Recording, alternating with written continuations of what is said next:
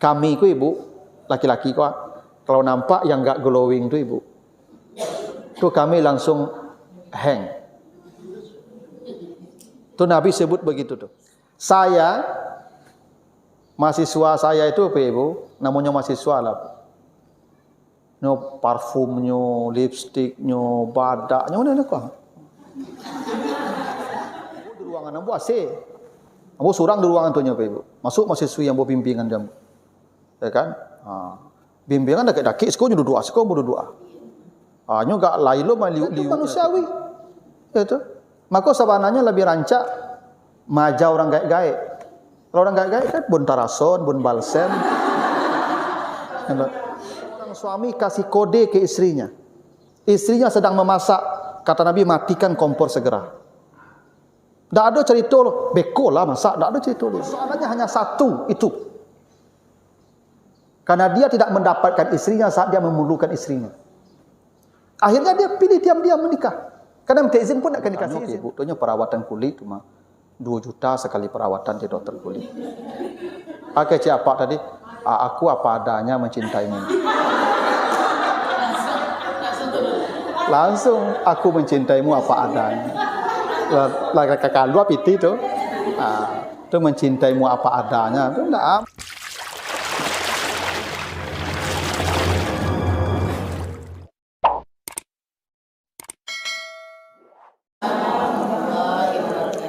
Alhamdulillahirabbil alamin. Assalatu wassalamu ala asrafil anbiya'i wal mursalin wa ala alihi wa ashabihi ajmain. Bapak, ibu-ibu sedang taklim An-Nisa. Walaupun namanya An-Nisa ada bapak-bapaknya ya. Harusnya kalau An-Nisa kan bapak-bapak ada di sini. Tapi ini bapak-bapak yang cinta An-Nisa sepertinya. Nah, segala puji bagi Allah atas segala karunia-Nya. Alhamdulillah pada pagi hari ini kita dikumpulkan Allah di rumahnya dalam majlis zikir yang penuh berkah ini. Salawat dan salam untuk Nabi kita Muhammad sallallahu alaihi wasallam. Bapak Ibu yang saya muliakan, saya dikasih tema tentang fikih wanita. Sebenarnya Bapak Ibu dengan kapasitas ilmunya masing-masing saya yakin sudah paham persoalan agama ini. Apalagi Bapak Ibu ya hidup ya bekerja hari-harinya mengurus agama. Tidak mungkin yang mengurus agama tidak paham persoalan agama. Itu kan aneh itu. Nah, karena itu saya tidak mengajari ibu-ibu tentang fikih wanita. Kita berdiskusi dan bagi informasi saja apa yang saya tahu. Mudah-mudahan memperkokoh pengetahuan Bapak Ibu atau menambah pengetahuan yang belum diketahui. Mudah-mudahan begitu. Nah, memang fikih wanita ini terlalu panjang dan luas Bapak Ibu ya pembahasannya. Tidak bisa satu pertemuan. Karena persoalan ibu-ibu terlalu banyak. Sampai hari kiamat masalah ibu-ibu tidak habis-habisnya. Ya, yang paling sulit itu menghadapi ibu-ibu. Itu yang paling sulit. Itu kenapa ya Nabi mengatakan dalam sebuah hadis yang sahih, istausun nisaa khairan. Kalau wanita itu berbuat kesalahan, engkau beri wasiat dengan cara yang paling baik atau berbuat baiklah kepadanya kalau dia salah. Itu saking rumitnya menghadapi perempuan. Saking rumitnya menghadapi perempuan sampai-sampai Nabi katakan kalau dia salah, kau berbuat baik padanya. Jangan salahkan dia. Ibu-ibu kau tidak mau disalahan. Kalau disalahan mau nyerengi Pak. Enak. Walaupun nyo salah. Walaupun nyo salah tapi disalahan tidak mau lah Ibu. Ya. Itu makanya cara mendidik ibu-ibu ni kalau salah ajak kamu langsung. Itu cara mendidik ibu yang salah. Jadi kalau salah ibu tu balian baju langsung. Kalau salah ibu tu balian Android.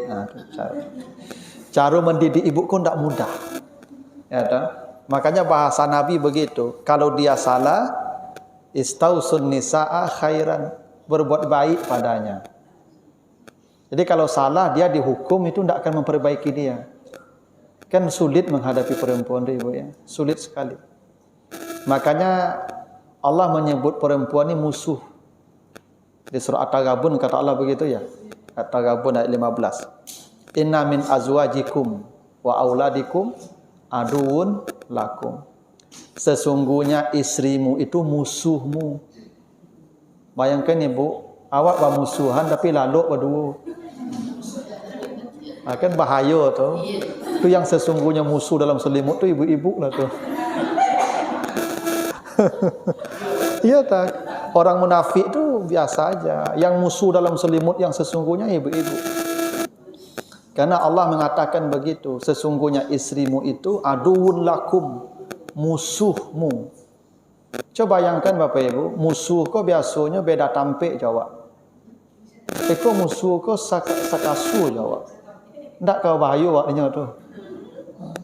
Jarang manusia kau laki-laki kau selamat dari musuh perempuan. Jarang. Karena itu ndak mudah menghadapi ibu-ibu. Gitu.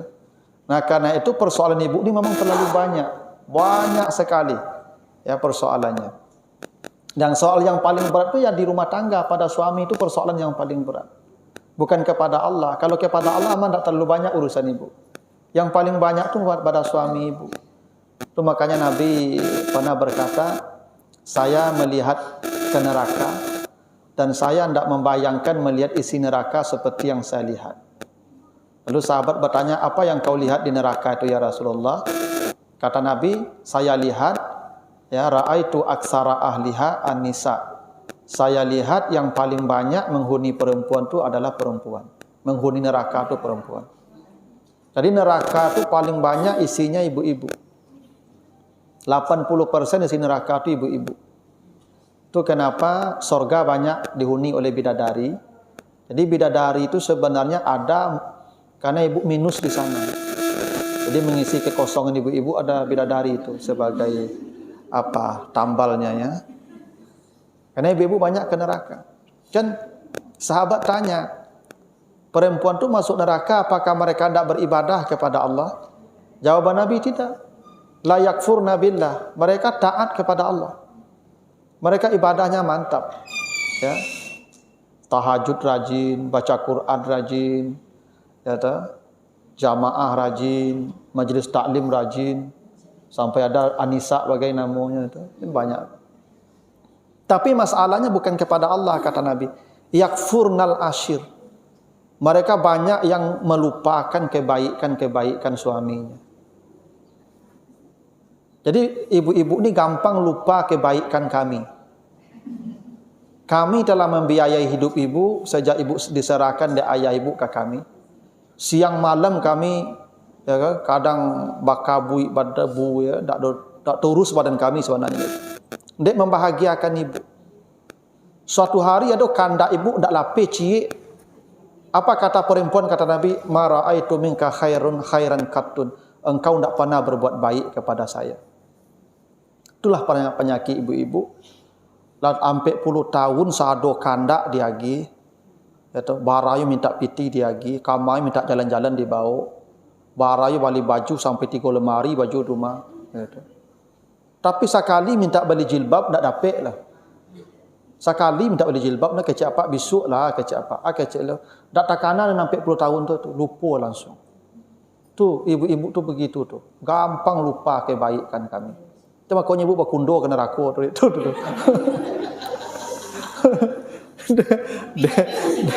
Ya, itu penting ini ibu-ibu ya. Jadi pengajian nisa ini penting supaya ibu-ibu ya kan tidak berkundur ke neraka itu nanti.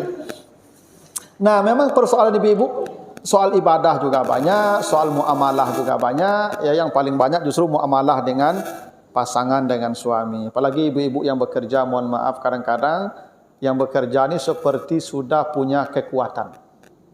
Sehingga kalau bicara di rumah cenderung nadanya lebih tinggi. Ya, dan bahkan cenderung menyuruh apa ibu tidak boleh menyuruh apa ya, tidak boleh. Dia itu kepala ibu, dia itu pemimpin ibu. Ibu bisa tidak menyuruh pimpinan di kantor? Tidak bisa. Makanya ibu suruh-suruh apa di rumah. Kadang lama-lama saya, angkat kain pak, angkat kau pak, kau lain. Pakai cik apa? Cik lah perintah ibu. Pakai cik ibu. Jangan menjawab panjang aja itu. Ibu yang mau itu tu. Golong saya kena raku. Iya, kadang-kadang ibu ni dia lah punya penghasilan sendiri ya. Ada sebuah apa namanya itu keyakinan dalam dirinya kalau suaminya tidak ada dia bisa masih hidup. Ya ada. Makanya banyak perempuan sekarang yang minta cerai itu. Padahal kata Nabi kan ya ayyumra'atin talabat min zawjiha talaqaha faharamun 'alaiha raihatul jannah. Perempuan mana saja yang minta cerai pada suaminya, Allah haramkan mencium aroma sorga.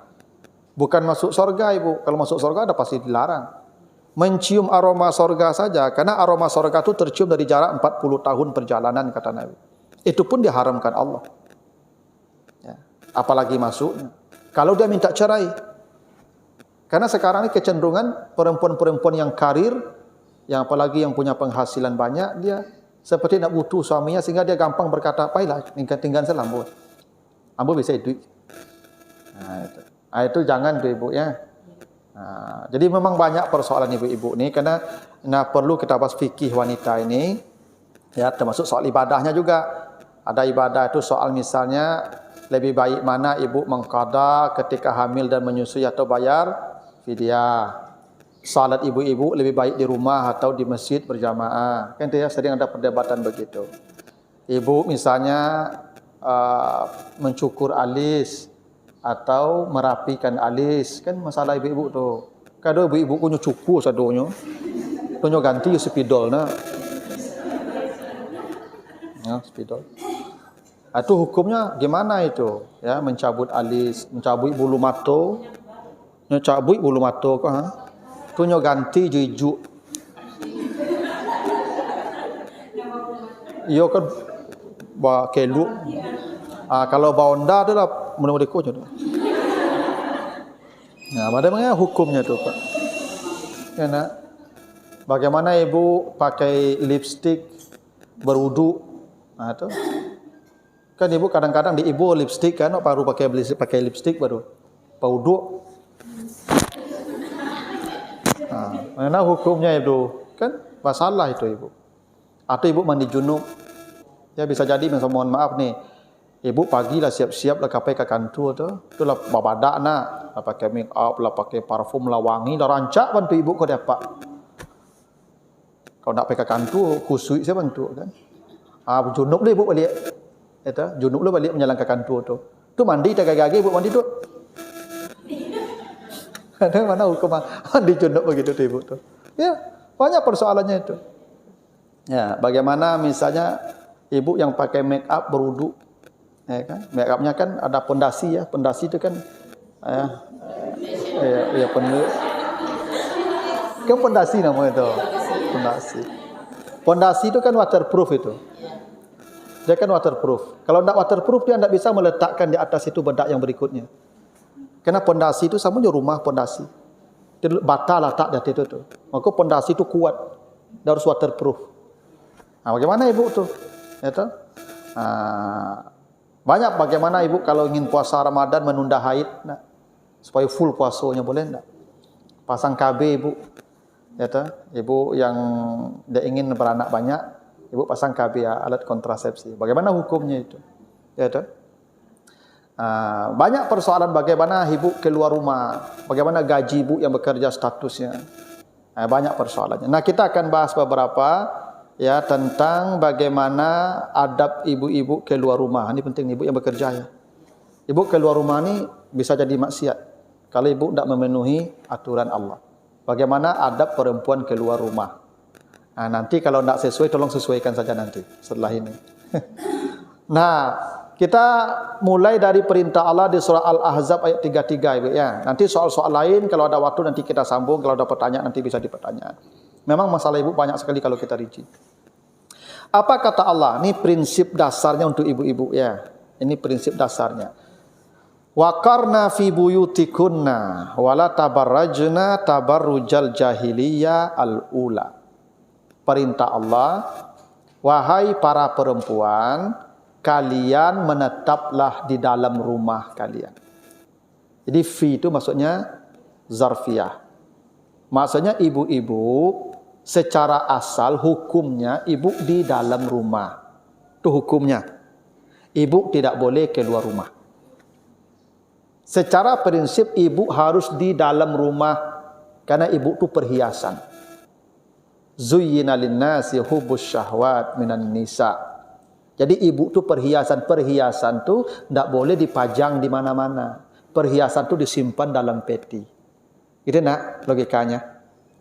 Maka ibu di rumah tu sebenarnya menghormati dia sebagai perhiasan yang mulia. Bukan menghina dia disuruh di rumah. Justru disuruh keluar rumah tu justru merendahkan nilai dia. Ya. Perempuan disuruh keluar rumah tu justru merendahkan nilai dia. Itu kenapa bidadari itu makhluk yang paling mulia. Bidadari itu makhluk terhormat. Kenapa? Ka'amsalil lu'lu'il maknun. Bidadari itu disimpan seperti permata. Semakin perempuan itu disimpan, dia semakin bernilai. Seperti permata. Ibu bapak, barang berharga itu tidak dipajang di pinggir jalan, Pak, Ibu. Barang berharga itu dalam peti letaknya. Itulah hakikat menghormati perempuan. Dia harus ditempatkan di tempatnya. Tempat perempuan itu di rumah. Ya. Nah, kalau ibu mau keluar rumah, tidak dilarang.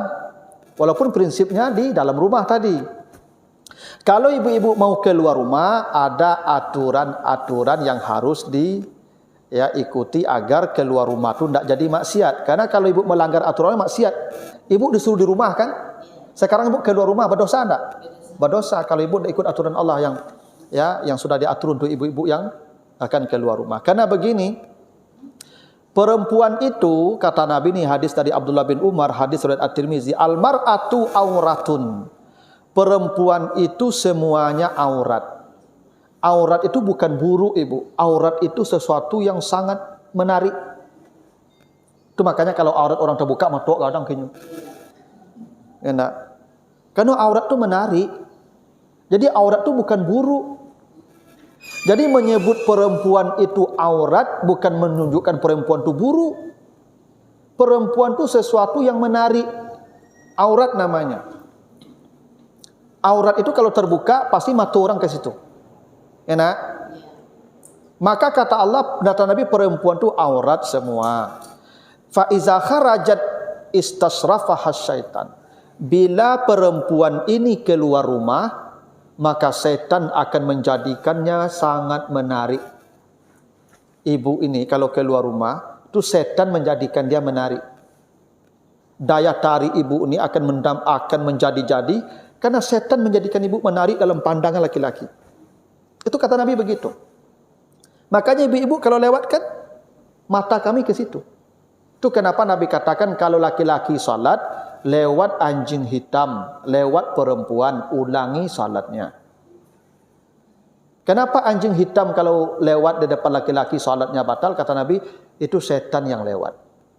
Jadi kalau anjing hitam itu setan yang lewat. Kalau perempuan, kenapa perempuan tuh kalau lewat batal salat laki-laki? Induknya.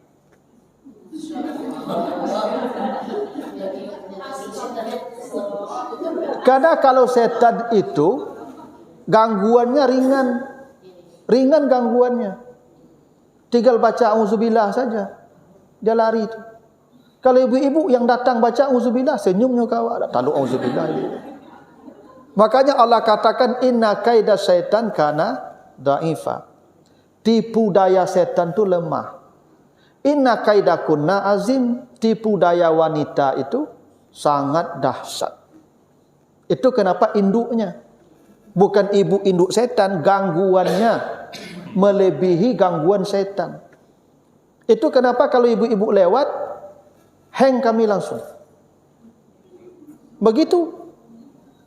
Memang perempuan itu diciptakan dengan segala macam kesempurnaannya. Sehingga ibu-ibu ini jadi daya tarik yang luar biasa.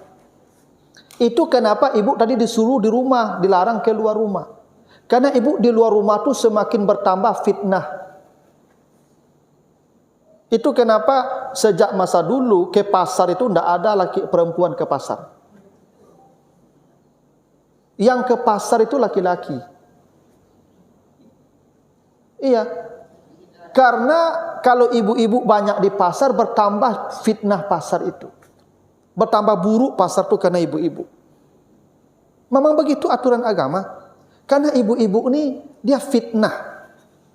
Fitnah itu bukan buruk. Dia itu menjadi sumber petaka, kerusakan. Pasti itu. Itu yang mati tertembak batang tuh. Angkanya siapa? Ibu-ibu. Ada polisi ya, keceknya tembak-tembakan batang tuh. Masalah itu juga tuh. Dulu Nabi Yusuf pernah terjadi juga kan, perempuan. Justru ketika Nabi Adam di sorga, siapa yang membantu? Siti Hawa juga. Memang begitu. Perempuan itu fitnahnya besar. Karena itu dia disuruh di rumah. Kalau keluar rumah, setan akan menjadikan perempuan itu menarik. Nah, itu makanya Bapak Ibu, ya sebenarnya kalau perempuan banyak di rumah, itu tingkat kejahatan itu akan turun. Percayalah Bapak Ibu. Wah begini, kalau laki-laki yang bekerja, kejahatan turun. Laki-laki kalau banyak menganggur, kejahatan meningkat. Ibu-ibu kalau menganggur di rumah tidak ada masalah. Ya enggak? Laki-laki kalau menganggur punya masalah. Sekarang karena lahan pekerjaan direbut oleh perempuan, laki-laki banyak yang kehilangan lahan pekerjaan karena perempuan banyak mengambilnya. Itu sekarang kenapa kejahatan meningkat. Laki-laki ini kalau tidak bekerja, ibu, dia identik dengan kejahatan nanti itu. Percayalah Bapak Ibu. Nah, itulah kenapa sebenarnya Bapak Ibu, perempuan itu memang disuruh di rumah. Ya, tidak disuruh bekerja. Karena kata Allah begitu, ar-rijalu qawwamuna 'alan nisa bima anfaqu min amwalihim, ya, setelah bima faddalallahu ba'dahum 'ala ba'din wa bima anfaqu. Yang wajib memberikan nafkah itu laki-laki. Kami yang wajib bekerja di luar rumah. Bukan ibu. Tugas ibu hanya menanti kami di rumah. Tugas ibu menanti kami saja di rumah. Nih, pulang terima. Karena ada satu hadis begini Ibu. Iza kharaja ar-rajulu min baitihi. Bila seorang perempuan keluar rumah. Bila seorang laki-laki keluar rumah. Fara'at imra'atan, lalu dia melihat seorang wanita. Fa'ajabathu, hatinya langsung bergetar. Kami itu Ibu, laki-laki kok, kalau nampak yang enggak glowing itu Ibu, itu kami langsung hang. Itu Nabi sebut begitu tuh. Fa'ajabathu, dia akan bergoncang ketika melihat perempuan tadi. Kata Nabi, falyarji, maka laki-laki tadi mesti segera pulang ke rumah menemui istrinya. Saya, mahasiswa saya itu apa Ibu? Namanya mahasiswa lah. No parfumnya, lipstiknya, badaknya, mana kok? Ambo di ruangan ambo AC. Ambo surang di ruangan tuanya Pak Ibu. Masuk mahasiswa yang ambo bimbingan dia. Ya kan? Bimbingan dak-dak sekolah duduk doa, sekolah duduk doa. Nyo gak lailo mah liuk-liuk ya ke ambo tu. Supaya dapat ACC capek dan tangan kan. Ambo lah hang Pak Ibu. Hang ambo tu. Ya bisa begitu, dan itu manusiawi. Itu. Maka sebenarnya lebih rancak maja orang gaik-gaik. Kalau orang gaik-gaik kan bun tarason, bun balsem. Ya, minyak angin, fresh care. Kalau muda-muda kok kan bun parfum. Maka perintah Nabi pulang segera. Bayangkan Ibu, saya sedang dalam keguncangan. Saya pulang mencari istri saya. Dia di kantor. Dia dinas luar pula 3 hari, 4 hari. Apa yang akan terjadi nanti itu? Jangan Ibu salahkan kalau suami Ibu punya cadangan. Jangan Ibu salahkan. Karena Ibu tidak ada ketika dia membutuhkan Ibu. Kami ini tidak bisa sabar ibu. Jangankan sampai malam. 1 jam pun kami tidak bisa sabar. Ibu harus paham itu. Itu kenapa Nabi katakan, walau alat tanur. Bila seorang suami kasih kode ke istrinya. Istrinya sedang memasak. Kata Nabi, matikan kompor segera. Tak ada cerita, beko lah masak. Tak ada cerita ibu. Ini harus, ini kau muda-muda kau dengan paham kau. Tak ada beko-beko kau, tak ada di kami lah ibu. Matikan kompor tu. Oh beko pacar santan, pacar lah santan tu dah baal lah. Salah. Tak peduli kami yo santan pacar tu dah tu, semua lah. Tak makan, tak henti dah. Karena kami itu kalau sudah sampai ke level itu ibu, dia tidak bisa bersabar. Ya, coba ibu bayangkan ibu dinas luar 3 hari kami telepon, ambo 3 hari lah pulang pak, pulang dah. Jangan salahkan suami ibu nanti. Itu alasan Allah kenapa ibu disuruh di rumah tadi. Karena suami ibu akan pulang tanpa SOP. Ya, kami pulang tidak ada standarnya ibu. Tuh. Kami pulang tanpa aba-aba. Kadang yang 9 pulang, yang 10 pulang. Makanya kalau ada ibu-ibu pejabat, kalau ada ibu-ibu minta izin pulang jam 10, lagi izin pak. Itu tanda menelpon udah itu. Iya. Jangan tahan-tahan. Kalau ada pak, ambo pun izin pulang, kalau pak capek ya. Memang itu kan aturan agama begitu. Jangan ibu suruh kami menunggu sampai malam. Tak. Ada memang yang bisa bersabar. Tapi rata-rata tidak ada yang bisa bersabar. Termasuk saya sendiri. Tak ada bisa bersabar. Karena ini, samu mohon maaf ibu ya. Samu jo buang air gadang ibu, buang air ketek. Bisa ditahan tuh ibu? Oh, tidak bisa ditahan ibu. Mantem pintu kamar mandi namu tuh mah. Ya nak? Jangan ini ibu anggap sepele. Saya ibu tidak satu jamaah saya yang telepon saya yang menikah diam-diam. Persoalannya hanya satu itu. Karena dia tidak mendapatkan istrinya saat dia memerlukan istrinya. Akhirnya dia pilih diam-diam menikah. Karena minta izin pun tidak akan dikasih izin. Tidak satu itu ibu. Makanya ibu yang bekerja hati-hati ibu. Ya ampun dan aku ibu bekerja loh kan. Ibu perlu waspada, hati-hati ibu. Ya ancak bertanya jujur-jujur suami istri ku ibu. Ya tu. Daripadanya menyuruh-nyuruh. Kalau memang tak terpenuhi kebutuhannya di ibu sibuk, ibu boleh kasih jalan pilihan kan? Ada pilihan masna wa sulasa wa ruba'ah. Daripada udah berdosa, daripada udah mencari jalan haram, kok iyo memang ambo tak bisa memenuhi kebutuhan udah, bagi jalan halal. Tapi belok-belok jalan-jalan, hak kewajiban masing-masing harus dipenuhi. Begitu ibu, kalau tidak ibu penuhi kewajiban dia menurut aturan agama. Itu alasan ibu suruh di rumah tadi itu. Jadi ibu beginilah.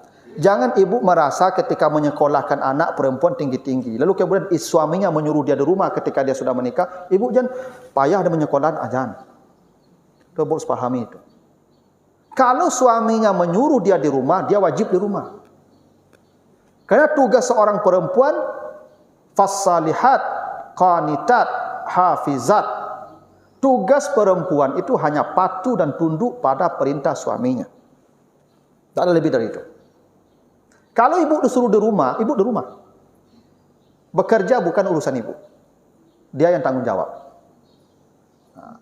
Kalau ibu bekerja, harus minta izin. Misalnya ginilah, ibu sebelum bekerja, sebelum menikah dengan beliau sudah bekerja juga ya. Sudah PNS juga.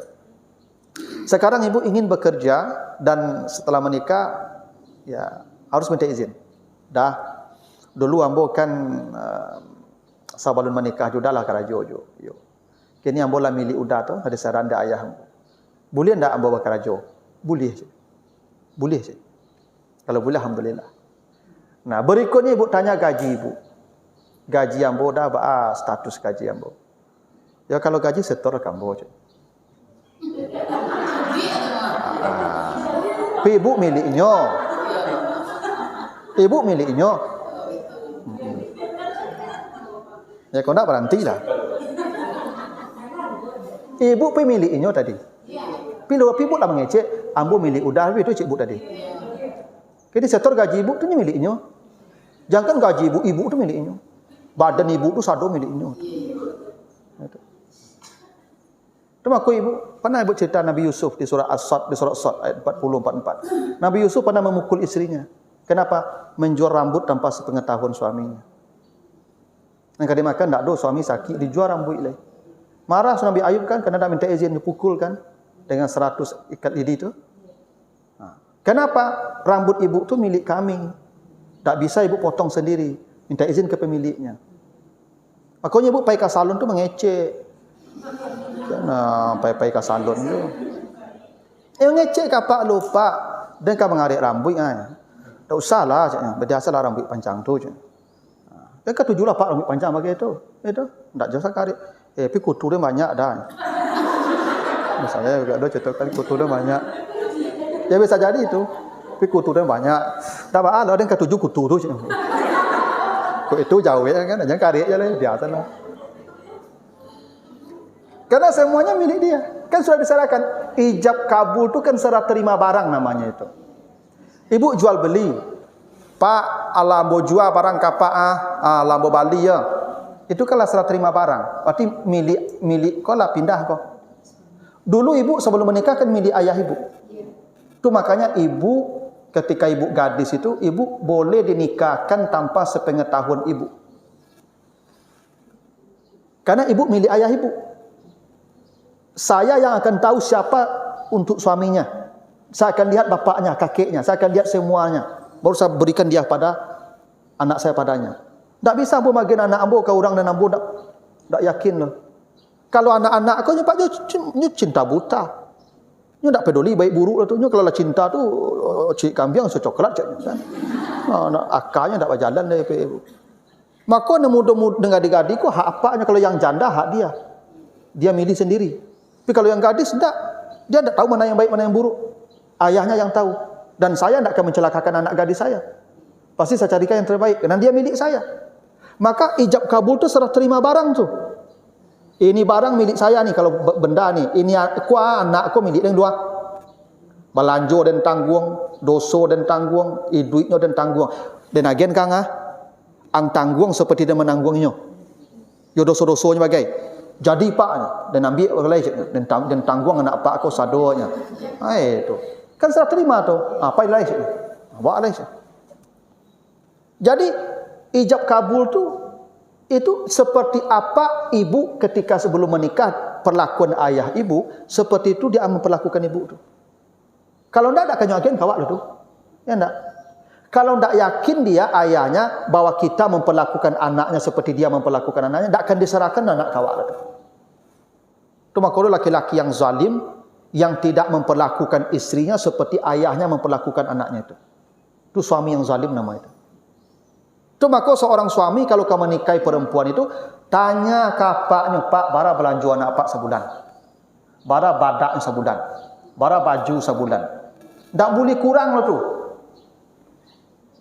Jangan kadang-kadang apa kau sebelum menikah ibu kau japak kau badi izin. Pakile. Lama nikah japak kau lah kusui. Kata, balumui ibu. Tak nyurus lah. Tak nyurus. Itu zalim nama itu. Ketika gadi-gadi kan kilik engkau. Tak, ya paknya nyerawat. Tak boleh badaknya lagi. Ikut minta boleh badak bisuk panjang. Ya. Makanya sebenarnya apa-apa tu harus paham bahwa istri itu sawah kata Allah tu. Nisa'ukum harsun lakum. Istrimu itu sawah. Sawah tu banyak maknanya. Salah satu maknanya makna sosiologis. Sawah tu butuh perawatan, ya nak? Agi air yang cukup, agi pupuk, agi cahaya supaya dia rancak subur. Jangan dilunyah saja tanpa tiarinya. Tak pernah dirawatnya lah tu. Ya. Makanya ibu-ibu kalau mulai baju rawek, pak kirim piti siram je piti cepet. Ibu ko kalau disiram je piti pak, sama sawah disiram je air, tak sihatnya ya. Ibu ku asal piti banyak sehat. Asal banyak disiram je pitinya sehat. Asal mulai kurang piti, ini asam urat naik begitu. Kolesterol begitu. Cayalah kena ibu.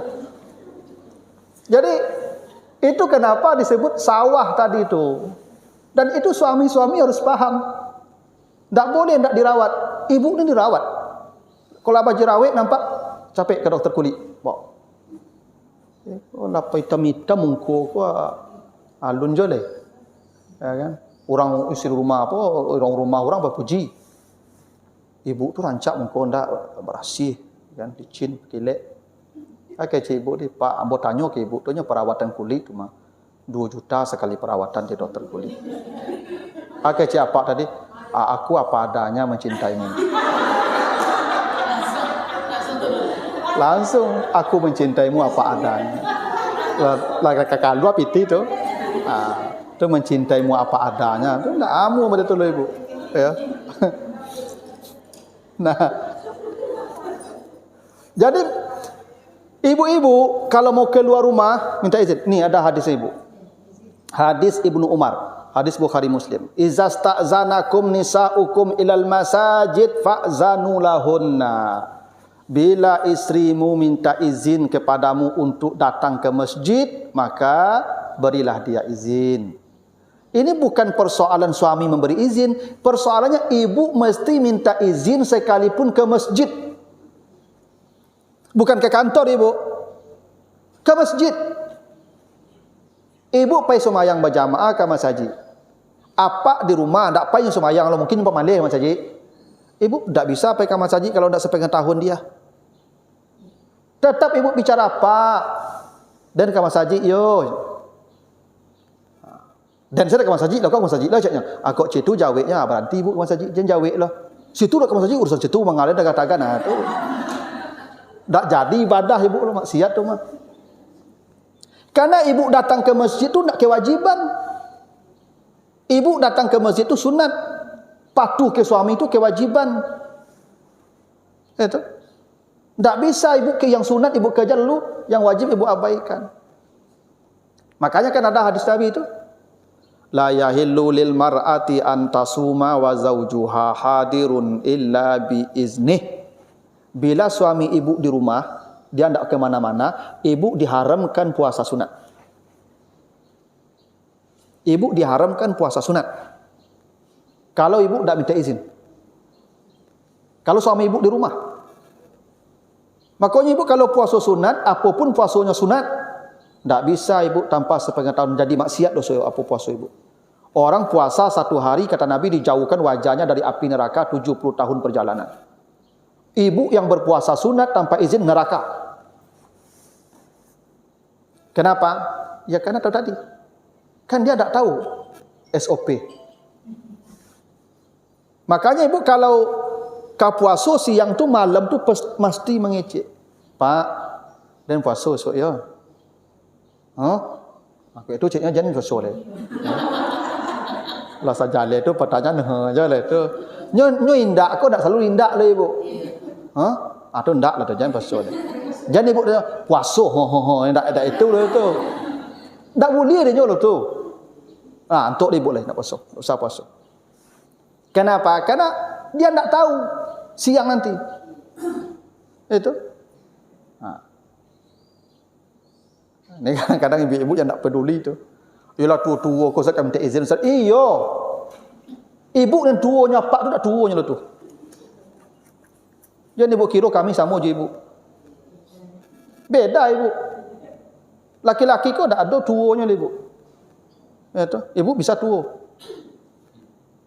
Itu makanya dalam mazhab Hambali itu ada ibu ya. Nenek-nenek kalau bersentuhan kulit dengan anak bujang, maka wuduk nenek dan wuduk anak bujang tu tak batal. Bila kakek-kakek bersentuhan kulit dengan anak gadis, batal wuduknya keduanya. Bah nenek kau nak batal wuduknya yang anak bujang bersentuhan, nenek tu sudah tua. Bah kau kakek yang anak gadis batal wuduknya, kakek kau masih muda. Bawa nenek jo kakek tak sama lah ibu. Nenek pangana nenek jo umur sama. 70 umur 70 pangana. Kakek babalik. 70 umur 7 balik pengana. Tu makanya ibu-ibu jangan percaya je kakek-kakek tu. Tak bisa percaya kakek tu. Nya bantu untuk ke mati tu. Kata akal panjang tu mak. Kata. Walaupun ibu sudah umur 50, 60, tetap kalau mau puasa minta izin. Aturan begitu. Bahkan kata Nabi, wa ma tasaddaqat bin sadaqatin illa bi amri. Perempuan itu dilarang bersedekah kalau tidak ada perintah suami. Ibu tidak boleh bersedekah ibu, walaupun gaji ibu. Tapi yang musabit tadi. Semua yang ada pada ibu itu milik dia, kecuali yang sebelum menikah. Itu makanya, ya walaupun sebenarnya dia malu sebenarnya itu kalau ibu bekerja. Harusnya suami yang mengerti agama melihat istrinya bekerja, di malu dia ibu. Kenapa? Kan sudah diserahkan oleh bapaknya ke kita untuk ditanggung. Sekarang dia ikut pula menanggung beban kita. Tak malu kita tu.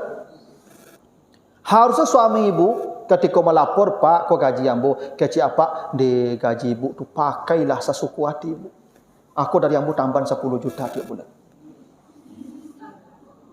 Harusnya model tu suami yang paham agama. Iya. Begitu harus malu dia melihat ibu bekerja ini. Tapi andai dia bilang setor, ibu tak punya pilihan. Setor itu sebenarnya bukan dia ambil tu ibu. Kami kok tak lo kami ambil gaji ibu. Tapi kami atur saja. Kami manage. Karena ibu, kalau di tangan ibu harta banyak, loss. Cayalah ibu. PT asal di tangan ibu kok, ia loss. Tak ada sekat. Ya tak. Itu kenapa rahasianya warisan. Enggak. Bila anak perempuan satu-satunya, berapa anak perempuan yang satu-satunya dapat warisan? Separuh. Bila anak laki-laki satu-satunya? Semua. Kenapa perempuan tidak bisa menghabisi harta? Tak berkembang di tangan perempuan korato ibu. Punah. Coba ibu-ibu dah pergi belanja, Pak. Dia belanja, suruh ke pasar. Tu suruh pulang tanya. Lai berlabi ibu, piti tadi. Cik ibu, angka berlabi cukup sini ndak lah. Selalu begitu jauh itu. Itu kenapa bapak minta setor tu bukan untuk dia. Supaya terkendali. Kalau kami kan tidak banyak lagi kebutuhan kami lah ibu. Coba ibu hitung-hitung kebutuhan apa di rumah lah. Banyak tak? Makannya berapa banyaknya ibu? Bajunya? Hitung baju ibu, hitung bajunya di rumah. Mana banyak ibu? Ibu. Maka kami pegang uang tu untuk supaya teratur. Jangan ibu kesal lah. Ambo bekerja tu piti mau setor tak? Tak. Karena kami diciptakan dengan akal yang banyak. Laki-laki 99 akalnya ibu, nafsunya 1. Ibu 99 nafsunya, akalnya 1. Itu makanya kata Nabi, perempuan itu diciptakan dengan kurang akal dan kurang agama. Perempuan diciptakan min naqisati aqlin wa dinin. Perempuan diciptakan dengan kurang akal, kurang agama. Kurang agama itu makanya ada haid. Ibadah ibu tak sebanyak ibadah kami. Ibu melahirkan, ibu hamil. Maka agama ibu kurang. Akal, memang itulah akal ibu tu makanya warisan ibu separuh dapatnya, kami 2 kali lapik ibu. Karena akal tadi. Itu makanya saksi, kalau ada tuduhan saksi berapa orang? 2 orang saksi laki-laki. Kalau ada saksi, tidak ada saksi laki-laki, boleh saksi perempuan, tapi yang ganti laki-laki 1 berapa orang? 2 perempuan. 4 orang saksi, itu laki-laki. Kalau tidak ada laki-laki, boleh perempuan, tapi ganti yang 1 laki-laki, 2. Nah, itu makanya akal kami 1 laki-laki banding 2 perempuan. Memang begitu. Maka kena ibu konyo ndak menakal, ibu konyo main raso. Itu maka cocok mengasuh anak di rumah aja perasaan. Ya nak. Kami pakai logika, maka ndak cocok mengasuh anak. Kalau anak menangi, kami bertanya mangang menangi, itu pakai logika tu. Kalau ibu ndak menangi anaknya apa sakit nak? Melah mambui tiup. Pegang. Tak betul ibu kalau anak menangis. Tak bertanya loh. Ada sakit, ada itu tanya ibu lah tu. Itu abang ambui. Nah sini. Karena ibu jo raso. Tu makuk Yang cocok mendidik anak tu ibu. Kalau kami anak tak gadang anak tu bekol. Lasiknya. Kalau kami anak menangi ibu, kami suruh antuk lah tu mah. Antuk. Dah itu kecil tambah kancang tangannya antuk. Dah itu. Kancang ni antuk dah kecil dah. Tak jadi kadang anak lagi. Kalau induknya di rumah, menangi anaknya, dia gusuk-gusuk, antuk lah nak. Menangi je jalai, antuk lah nak. Menangi je jalai, tidur menangi dia, bangun menangi jangan. Kadang ibu dah pakai ikut lah, ibu pakai ikut. Kami pakai ikut. Maka akal kami banyak, panjang. Atau makanya kepemimpinan diagian ke kami, tak ke ibu lah. Kerana akal tadi. Itu makanya dalam agama kalau suami isteri bertengkar dia tidak boleh curhat ke ibunya tapi suruh bapaknya hakaman min ahliha, hakaman min ahlihi wa hakaman min ahliha. Saya kalau bertengkar dengan isteri saya cari bapak saya cari bapak mertua, bapak perempuan, bapak isteri saya. Saya sampaikan masalah saya ke bapak saya atau ke mertua saya, bukan ke ibu saya. Curhat tak boleh ke ibu kerana ibu akalnya pendek, solusinya capek. Kalau abu bercakap je isteri abu mengadu abu ke mak abu. Cerita abu perangai orang rumah abu, cakap mak abu dari dulu dia kecek kang liang tangka dak ini. Nanti saya lain. Dia cari mereka mudah rumahnya. Betul tu.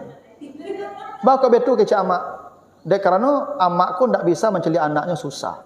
Nya kalau lah susah anaknya ni hilang akal. Nya susah dulu deh. Ya kan? Kalau tu lah cari ibu kalau luku anak ibu, bari ari si ibu kalau tak nyurus anak luku ke lah. Hilang akalnya langsung. Kerana ibu tu begitulah kalau anaknya susahnya susah. Tu makuk pendek solusi. Tapi kalau kapak ambo tak betul cara lu. Mengadu ambo kapak ambo orang rumah ambo perangainya merdeka lah. Panjang kepala ambo mengurus perangai itu. Lah sakit kepala ambo. Ya dah. Ta ayah ambo angguk saya tu mah badang cerita ambo tu. Tu dah kecil ayah ambo marilang. Amak ang labi ditulis macam.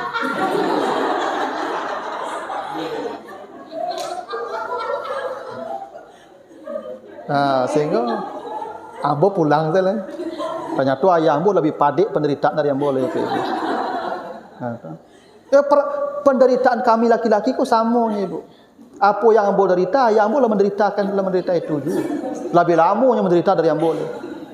Karena perangai ibu-ibu kan sama. Sejak Siti Hawa sampai hari kiamat sama. Tak beda. Bantu sana beda dengan perangai sama. Tak. Perangai sama tu cecek Nabi tadi. Sekali kandaknya tak dapat, lupanya kebaikan awak. Dan itu semua perempuan begitu. Itu masalah kami yang banyak. Makanya ayah hamba ngecek itu tu. Amak lebih ditulis masuk. Nah, itu makanya curhat kapak, tak kamak buat curhat. Kalau kamak, ini pendek akalnya. Solusi pendek. Nah, itu makanya kalau terjadi perceraian di rumah tangga, itu ibunya campur tangan. Cayolah ibu kamu. Kalau percaya ibu ceklah. Kalau ada suami isteri bercerai, pasti ibunya campur tangan. Baik ibunya laki-laki maupun ibu perempuan. Kalau ayahnya tak akan begitu. Bu ayahku lapang caru pandang. Nah, itu maka curhatnya tak kamak, tak kaya, tak ka mama, tak kaya, tak ka ibu. Pendek. Karena akalnya tak sebanyak kami ibu-ibu. Nah, itu kenapa tadi ibu kalau bersedekah minta izin. Walaupun tu gaji ibu. Dah, ada sedekah, ada piti 1 juta. Apa kena timbang tu? Ya tak usahlah kini ibu besok lawak paralu piti banyak kini. Kok betul keceknya kan? Ya tak usah sedekah leh. Yo sedok tengok sedekahnya tagan dari ustaz kan tu. Tengok mengecek yang tagan dari ustaz. Ndak baalah. Ibu kalau yang tagan mau sedekah dia pak dek patu kapak ibu nak jadi sedekah 3 pahala ibu. 1 pahala bersedekah lah tetap dicatat Tuhan tu ibu. 2 pahala patu ke suami wajib lebih kadang sedekah leh. 3 piti lipik begitu. Tak mudah beribadah tu jauh ilmu ya. Jauh ilmu. Yang tak boleh tu minta tagan. Dan kau sedekah tagan mikoyo tu sandiwara nama Tuhan tahu tu. Tapi kalau memang asli bapak tu menagah ya sudah. Pek pahala ibu. Nah yang ketiga wa mata azanat ila baitihi ila bi amri. Tak boleh perempuan memasukkan orang ke rumah kalau tak ada izin suami walaupun dosa anak ibu. Dan dosa anak ibu pun datang dari kampung. Suami ibu tak di rumah. Telepon. Dah adik tiba dari kampung. Ya masuklah. Baru ibu masukkan. Tak boleh ibu memasukkan walaupun keluarga ibu. Makanya kita ni ibu, awak kalau datang ke rumah dusana, tak bisa menyelonong datang ni ibu. Teleponnya dulu, minta izin ke suami ni awak dulu. Kok banyak masalah terjadi kini ke ibu, awak menyelonong saya tiba saya kakak orang rumah ibu sautonya tiba. Seminggu di rumah ibu. Ambo anggaran belanja rumah tangga ambo lang batur kan? Untuk sebulan ambo anggarkan sekian untuk anak ambo istri ambo. Tiba sauto keluarga istri ambo ibu. Seminggunya makan minum di rumah ambo. Tak kabar cakap ambo beko pulangnya tu. Ibu kalau kapai ke rumah dosana, telepon ambo kapai ke rumah kakak ambo, telepon uni ambo ni, ambo kapai ke rumah ni. Bila hari itu barari di rumah, sekian hari bara orang ke rumah, sekian orang minta izin ambo kuda tadi. Udahnya nganggarkan beko tu bantu ambo je keluarga ambo nanti tiba tu. Tak bisa tiba-tiba menyelonong seminggu rumah orang tu, rumah dosana awak. Bacakaknya beko ibu. Awak ku ibu tak nyaman kalau ada orang luar rumah awak termasuk dosana awak. Ya nak? Maka tunggu kesiapan dia menunggu nanti kita tu, makanya la tadkhulu buyutan ghaira buyutikum hatta tasta'nisu. Tu penting tu, tasta'nisu tu. Bikin dia nyaman menerima kita. Ibu jangan ibu terima itu sanak di rumah ibu, walaupun di sana ibu bercakap ibu jadi suami ibu iko. Ya mumpung apa alhamdulillah kalau suami kau saleh, taat dan lapang dadonya. Ada yang enggak ibu. Datang di sana ibunya mengambuk si suami ibu kau. Lantung lantang serumah tunya lalu. Apa perasaan ibu? Dosana di rumah. Karena ibu dan minta izin tadi. Itu. Jadi aturan agama ni banyak persoalannya tu ibu yang harus ibu ketahui, kita ketahui. Tapi kalau laki-laki dia sudah tahu. Kalau ada yang datang dia tahu. Siap nak menerima atau tidak. Gitu. Karena anggaran kan kami yang mengatur. Gitu. Nah itu dulu ibu ya.